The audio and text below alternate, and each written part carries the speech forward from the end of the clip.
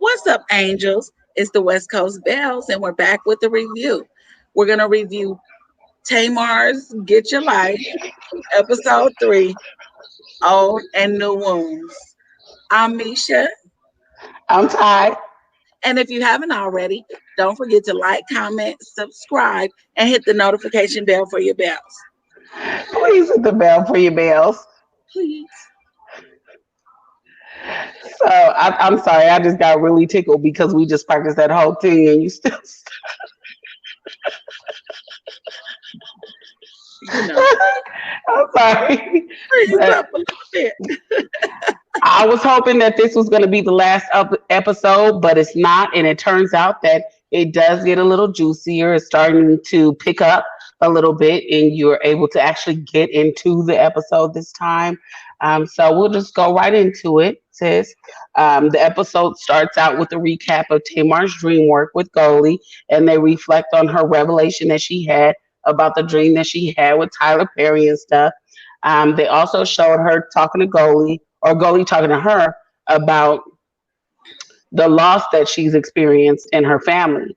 And by loss, we don't mean death, we mean the loss of the relationship because she doesn't have a relationship with her. Seems like she doesn't have a relationship with her family at this point.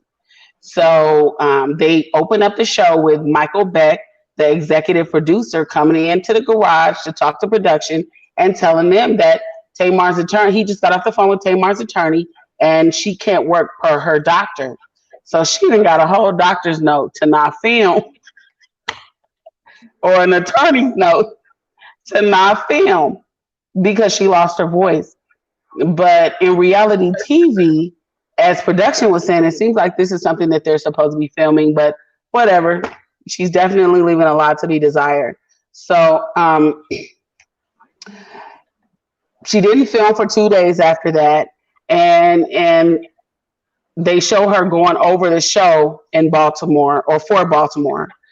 So basically, she was trying to prepare for the show that was coming up and everything, and she didn't film for 2 days. And then when they come back, they show her looking at the dog them pooped on the floor. Yeah, pooped on the floor. So I mean, she didn't make a big deal about it, but she called David. Little cute little moment. I guess that's supposed to be real or make her seem more real. That she is a dog and then it pooped, and that and Again, but they is had to that pick the her dog? Is that her dog or is that David's dog? Miracle. Miracle is her dog. Okay. That's the one that the furry puppy that they had with that she had with Book that she had with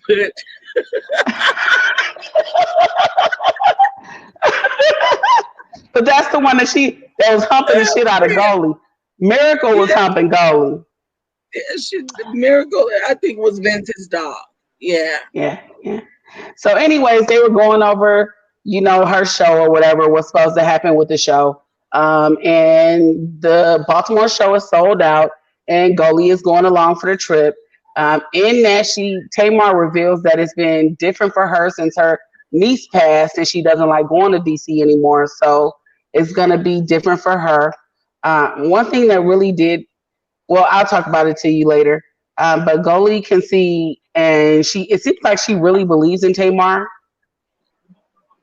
you know, and it feels like Goldie feels like Tamar believes in the dream work and that she's trying to make it work for her, and I believe in it. I'm convinced because I do feel it makes you work on inner issues and it allows your subconscious to help Yes, you the with things it. that you're thinking about subconsciously, it allows you to evaluate them and why Yeah. that's happening.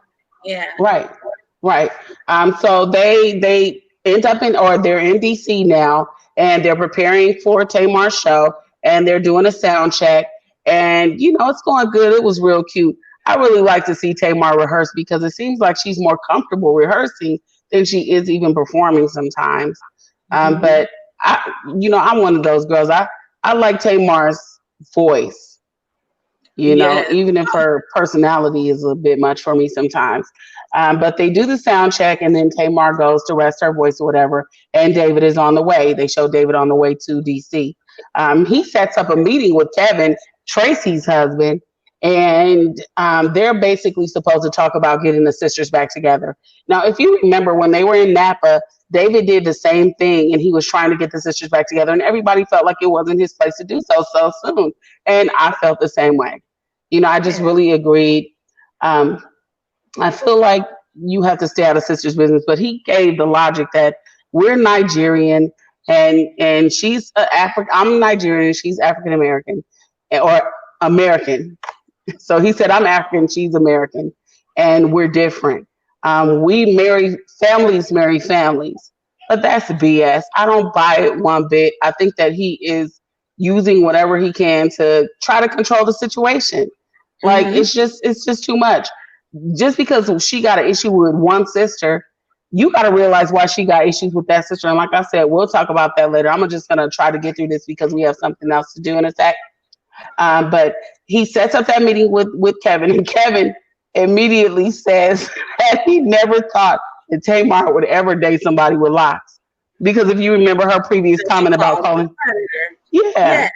Mm-hmm. even though the predator is something kind of grounded. Mm. Respect, Tracy. Much respect, sis. Um, so they were talking about how to get the sisters back together, and they were like, if they repair Tamar and Tracy's relationship, it will bring the family back together. They seemed to agree to that, and David invited them to Tamar's performance because obviously they're in their city. But one thing that Kevin said that did make sense was like, "You guys are here in town. How long you been here? Have you come by the house?" And that's what I was going to talk to you about later. But since it came up in this, let me just go ahead and say this: Tamar expects everybody to come to her, but she Yeah. never goes to anybody. If you love your sister, you call your sister, you go see your sister. Period. Yes. Yes. There's nothing else about Okay. it. I don't care. We You don't argue. have any. We Yeah, argue. there's We nothing argue. stopping you. We You're don't argue healthy. bad though. We don't argue like they argue, like because we know boundaries. Like maybe at one point we did go there, We but never argue like that. Now, every now and then we have our tiff and we'll hit below the belt for a good 5 minutes. But if we go to the next day and you haven't called me, I that will brown show up at your house. it's that Or if you're brown not answering the phone for me, yeah, that wife for me. You know what? It was a mixture. Them damn hard seltzer things ain't no joke when you're drinking hard liquor. But moving right along, we're gonna keep it together and stay on track today. So he was talking to David, and he when he said that, have you guys come by the house? David couldn't say nothing but no, because they didn't. And that's what I was saying. Tamar acts like everybody's supposed to reach out to her. That's that baby shit. Like you got to grow up and become an adult. And if you want a relationship, you fight for the relationship. Period. Yeah, That's and with on the flip anybody. side, though, she feels like they don't want to hear from her.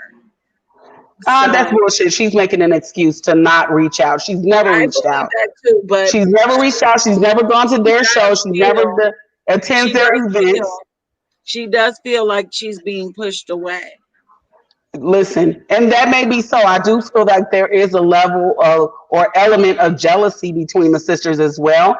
But that's something else that they need to get over. It's Like not I'm even not putting, jealousy, though. It's you've been talking shit all this time, and now yeah, when I try to address it, you want to act like it never happened. Are like you you don't kidding know what me? happened. Yeah, Yeah, that's true. I see that too. Like I said, Tamar does play the victim, and she does want people to come to her to make things work and fix things. But here's the thing: I also do feel like there is an element of jealousy between a few of the sisters. Tamar is the youngest, and she was the loudest and the most boisterous, and she is the most talented in some people's eyes.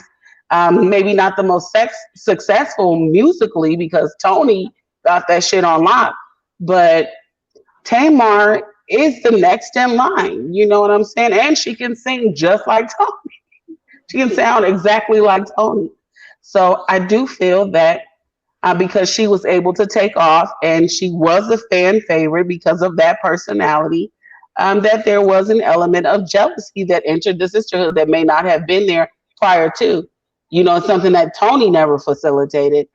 I don't think that the element of jealousy was there when Tony was the full on star, but when Tamar entered stardom, I do feel that there's an element of jealousy that entered the sisterhood, and that's just how I feel about it.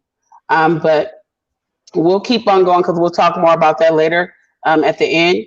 Um, like I said, David invited them to the performance, and then the next scene, they show Tamar working with Goldie before she does her rehearsal sound check again, and they say a prayer after the sound check, and they all have shots after the prayer, vodka shots.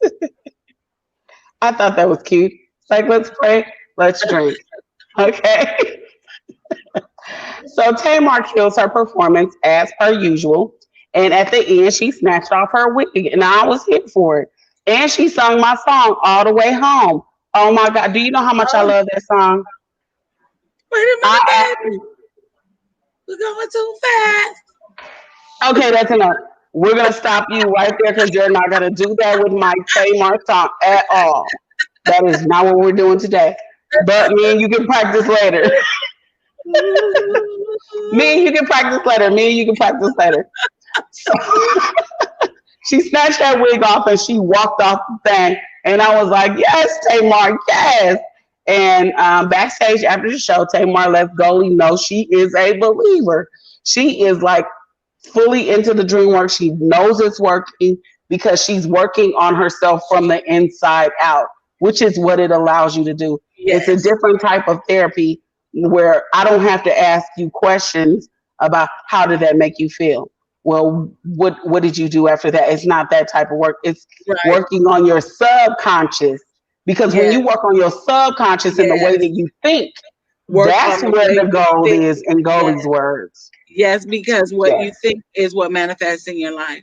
It's true. It's Yeah. true. Yeah. So, and that was everything to me. When she said it's working, I believe because it did seem like she was more open and just like ready. And I really like to see that in Tamar because it seemed like she could have just become so big. But anyway, Until I see her obviously singing all the time, I'm not going to believe that she is healed. there healed because I yes, get it. because a singer, they sing all the time. Yes, we do. Yes. Yes, we do. We Yes. sing because we're happy. That's the whole point about it. Even if somebody else says we don't And sound I good, a singer gonna sing. say, go ahead. You gonna do that again? You need to call Quentin and see if you could get Miss Jan number. Anyway, And I say, David is not convinced at all about the dream work, and he's talking about he needs to know more, which it really has nothing to do with him. Individual therapy is individual therapy. He needs his own fucking therapy. If he wants to know more about the dream work, he need to go talk to a doctor on his own. There's something wrong with that man. I can't put my finger on it, but there's something going on with him. So they go to the next day, and when they come back from and they go to a commercial break. When they come back from the commercial break, Tamar is on the phone with David, and he's talking all kind of shit about Goldie and the dream work, and talking about his family and how they're not with it. It's none of their fucking business. well, they just Okay. don't know where it comes from. Does it come from God or does it come from the devil? Everything in life is not about God or the devil. Right, there's a whole lot of in between. Like when you want to go ahead and have sex with Tamar, you can't go 45 days without laying with the person that you're not married to, like that. Anyhow, he's talking about he's comparing dream work to voodoo, and he asked if Goldie is a witch. Now, I haven't seen her do anything out of the ordinary, anything supernatural to Tamar, or get her to try to participate in anything supernatural. I've But when they seen her did what do. she did have on that black hat and This is her the hair, funny thing. She didn't even have on black. It wasn't even black. She had on brown. They just made it look dark because it played into the thing what he yeah, was saying. So it wasn't even yeah. a black outfit. It was a black hat. But Okay. he asked if she was a witch, and he talked about how how holy his family is, and he making a real big deal about something that has nothing to do with him Religion or is his nothing, family. but it has nothing to do with religion. It doesn't, but even if it did, it's nothing to do with him or his family, and he's Yeah, full of because shit. spiritual relationships are between That the person person and and the the being. entity, Yes, yes. Yes, so it's nothing to do with him, no matter what. And if he was a real Christian, I hate to use that terminology, but if I'll put it like this: if he really believed the way that he says that he believes, then he would understand that, and it would not have to be explained. So that's how I feel about it. I'm always gonna feel that way, and and know that God is in control of everything, even the devil. right, So you shouldn't even be worried about it. So, right, anyways, they joke. Everybody in there jokes, and they're like, "Tell goalie don't wear black and all black in a hat." And then they go to goalie, like you said, and she got on that dark outfit with that hat. Production is so messy. they are. So goalie comes in, and Tamar explains to her what's going on. David calls back. Goalie kind of hears a little bit of their conversation. Tamar pretty much tells everybody to be quiet because she doesn't want him to feel disrespected. You see, remember I told you that women tend to Mimic the thoughts they of display and the the thoughts and feelings of or their represent their significant others' thoughts and feelings opinions as their own. and Yes, their opinions. Yes, and opinions. And I just was like, ugh. And I think that's what really got Goldie upset because she got dismissed by Tamar so abruptly and so rudely. Like, okay, y'all either gonna be quiet or y'all gotta get out. Like it's just too much. Like she could have easily just covered the phone and said, "Okay, guys, I'm on the phone. I don't want him to feel disrespected. So if you guys can't be, you know what I'm saying? It's so much." And then she it was always act like she rude, don't. Yeah, and she she's was always rude. been rude. She's always Always. been rude. I Right. cannot remember a season that she had not been rude to someone about something. And that's the way Right. it is. That is how I view her. That is how Right. many people view her because that's what she gave us. Right. And it's not a surprise that she would attract someone with that same type of energy because David is equally rude, if you ask me. And I Yes, think that they're somewhat similar in their personalities. She's going to have to work on that if she wants to rude attract somebody and better for her life. controlling. Rude Yeah. and controlling. Yeah, And you that was cannot just, be that. She told him to stop talking again. And this time he yeah. laughed it off. I guess that may have been some type of joke or something, whatever, but it's not a joke to tell your man to stop talking. Stop Girl, talking. whatever's good for them. I know my husband ain't going to go for that. But See, anyway, Goalie walks out and they have her put on this big baggy sweater so that she doesn't look as dark and so to make him comfortable. And I'm like, girl, I know you told me we need to stop cussing or whatever, but he be girl, you acting like a said little bitch. right, fuck him.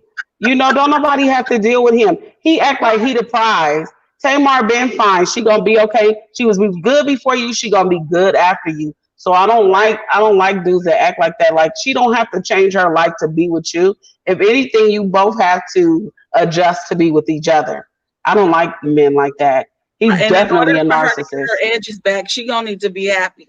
Period. Tamar, you never gonna get your edges back if you are not happy. And thine edges are gone and have been gone. Been gone. So moving right along, David is talking about this is going to destroy Goldie's business entirely, and I don't want that. Do you want that? Like he's full of shit. He's so manipulative. Ooh, mm. So Goldie goes and has her own breakdown, and I wish that at that point she really would have just held it together and stayed strong because it did make her look a little bit weaker to go start crying. But I do understand that the work that she does allow her to kind of absorb another person's feelings, and I think that she was really feeling what Tamar wanted. Like she want to cuss David out, but she can't. You Remember on know, the Real Housewives when they had that witch doctor? I don't mean to call her a witch doctor. and Belle, And she was Embellish. like, Yeah. "Do you mind if I wash you?" And she was like, when Nene said, "Say what? You remember? Say what now?" And they just Yeah, kind of played with her until she walked out. You know, right, she walked out. She was not playing. She was like, I cannot work like this. And that's right. what I feel is happening with Goldie. Right. Yeah, because she was totally ready to quit at that point. And she has her, but she had a breakdown and she started crying. And that's the part that I didn't like. I feel like she's frustrated with David, and that she let it get to her. And I feel like she should have stayed a little bit stronger in that instant and allowed Tamar to go through what she needs to go through, because now you're putting that feeling off on her, because Tamar straight up said at that point, when she talked to her again, she's like, if you cry, I cry. But that's later on in the commentary. So they cut to the producer talking to Tamar, and he calls David, Michael. And Michael is talking to David on the phone, and he invites him to come and talk to Goalie, which I don't understand why they have to appease him. I just really don't. But I think that that's something that Tamar is allowing and facilitating. So if she allows it and facilitates it, then that's what's going to happen. So um, he put Tamar back on the phone with David, and she's sitting there talking to him with that one eyelash hanging on by a piece of glue. And it was one because her makeup wasn't finished yet. So she's over it. She's completely over it. She's like, you're pushing your feelings off on everybody else, like, and it's not right. And I agree. Like, that's the first time I've seen Tamar really take a stand in something that she believes and try to stick with it and go against him. Like, sometimes you cannot be on the same team as the person that you're with, because nobody is right 100% of the time. And you don't have to be disrespectful about it. There is a way to express and voice your opinion, and it should be Disagreeing done. with your partner will only make them better, Yeah, especially if you are right when you disagree. And there is a time to disagree. Right right. when you And disagree. if it's the right person, it'll make your relationship stronger. But anyways, moving right along. Like I said, she's in there talking with that eyelash hanging, and Tamar's like, "If you cry, I'm gonna bust out crying too." And so Goldie leaves and she pulls it together or whatever, which is what she should have done in the first place. She should have just kept it together. I wish she would have. But anyways, Mona Sky Young shows up looking like $1 million per episode. Okay, Yes, yes, yes. she was fly. Like, let me And come in here with this hat on she's talking to Tamar and and she kill tells it. her, You need to focus. You need to focus because everything that we're dealing with is something that is not yours. It's somebody else's feelings or something somebody else is going through. And you keep dealing with other people's issues as opposed to addressing your own. But that's what a narcissist does. A narcissist makes everything about themselves. So Yes, everything that you go through, if you're with a narcissist, is going to be the narcissist feelings or whatever they're going through. So right. anyway, Tamar wants to talk to her in the living room because she felt like the makeup room is a mess, and it is. It was a little in disarray. So she decides to change clothes because she realized Mona was looking $1 million fly, and she was looking like maybe $70,000 per episode fly. So she wasn't having that. So while Mona was looking all executivo, she goes in and sits, and Goldie comes in and start talking to her, and they talk about what's been going on with David, and and Goldie's basically saying like it's hard to work with her because we can't even get to anything because there's roadblock after roadblock, there's distraction after distraction. Every time we get somewhere, we have to take two steps back because of something else, and I really got that.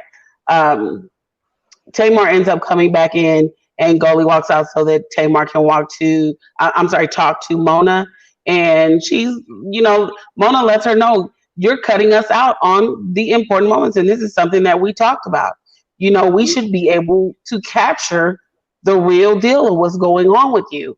And Tamar, she starts, of course, making excuses or whatever, as she does. because that's what they all do. They feel like they're too good to show what's really happening, even though it really happens to you. Just because the cameras don't capture it doesn't mean it's not happening. Right. So if this And is that what you means do that for a you are living, a person. You are right, a person. right. That's it. You're a And if real this is person. exactly, and You if this want is people what to you think do for, you want people I'm sorry. no, no, go ahead, go ahead. You want people to treat you like a real person, but when you have real person moments, you want to hide it from Right. everybody. You And want to flash your good moments like they do on the yes, gram. You do it for the gram. But then when you're having a moment and you're really a reality personality, you don't want to give us reality. it's true. And not only that, it's your job. This is what you do for a living. You put your life on display for the entertainment of other people. And you have done very well in that. But there, just like Nene, there comes a point where they feel like they're too good to do the very thing that got them famous in the first place. And that's what kills me. No, Like, well, you okay, know what happened? The thing that got them famous and the thing that we loved about them so much, we started to see was some bullshit. Like, wait a yeah, minute. We love the outspokenness. We love that you can't hold your tongue. We love it that you just are so upfront with everybody. But then we look at it on the flip side of everything because we are real friends and we're sisters because we're family, but we're friends by choice.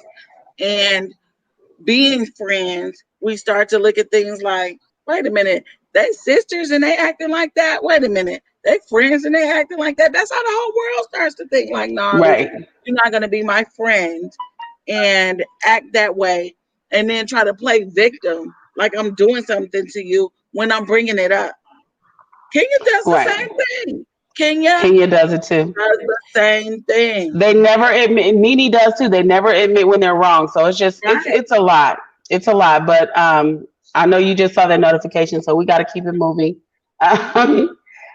Um, Mona asked Tamar once and for all, is she in this? Are you in this?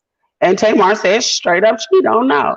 And that's what, like I said, what comes along with these cameras. If you're not going to give it 100%, the show is going to fall flat, and you might as well not even do it. It's going to make you look worse than if you just go for it and just go all in. But Right. you can't tell people what to do. People in that moment are going to feel how they feel and they're going to act how they want to act. So, anyways, moving along, she asked if the family is coming to David's party. Tamar says they're not interested and she's not about to chase anyone. She goes into how they don't really see each other outside of the cameras. She calls the cameraman baggage. And I'm like, how can you call something baggage? And this is something that you choose to do. Like you signed a contract for this. It's not baggage. That's something that you chose openly, willingly. And it's not something that you have to have with you. So I just don't understand a lot of Tamar's logic sometimes. I feel like she's immature still, like a little girl. But she says it's hard to talk around the crew, and like I said, refer to them as baggage. And then she when she goes into talking about her family, she's like, "What am I supposed to do? Say love me? Why does Tamar never have tears? Like there's never any tears when she cries, and it just seems disingenuous to me. I think You it's the know, Botox. I no, think it's I the don't. I Botox. don't think it's no Botox. I think that it's not. I think it's disingenuous. Just like I I, said, I think she's it's the never Botox. been there for her sisters. She didn't want to be Tony's backup singer anymore because she felt like she was better. That's fine. Grow your career. Yeah, She but she was probably disrespectful about that. Why not right, just be like, you know what? I think I can be so much more instead of being like, I don't want to be no doo wop pop pop pop chick for Tony Braxton for the rest of right, my life. Like right. Tony is not a living legend. Get out of Right, here. and then that's another thing that she said, that Tony didn't pave the way for her to be famous. That she was going to be famous anyway and be successful anyway. And I'm like, girl, Nobody Tony even is knew the who you Braxton, were before Braxton Family Values. I and would mean, not have. right. And we don't get me wrong. My mom bought the Braxton's album. I but know, we and didn't I know. liked it. I Yeah, but liked we it. didn't know who just Tamar was. I couldn't have put a face to any of them, honestly. And they Exactly. had that one album, and it was nice. But the bottom line, what it really I comes down remember the to, when it album, comes but to, I didn't even remember the names. I never knew the names. I Okay. knew. I remembered seeing Tawanda on Iyanla Fix My Life a long time ago when she was trying to be a country music singer. My God, these girls are really something. But the bottom line is that Tamar Tamar is not there for anybody because she feels like she's the star and everybody should come to her. Just like Iyanla said when she was late, you disrespect people and you don't respect anyone else's time. And you think that everything is all about you. And that's just not the case. If you want somebody to come see you, you may have to go see them first. How often have you been to your sister's house? The person with the mansion, no, you didn't want to go to your sister's house because you felt like it wasn't as good as your house. You should. Right. How do you go to the city where your sister is? You haven't called her, And you period, don't go. Yeah. or don't go see her. That's BS. So we're gonna end it there, and because that was pretty much it. That's it wrapping up. But they did show the next or scenes from the next show with David talking to Goalie, and they're supposed to have a conversation or whatever. I'm really not here for it, honestly. I do feel like David oversteps his boundaries a lot and involves himself in things that have nothing to do with him.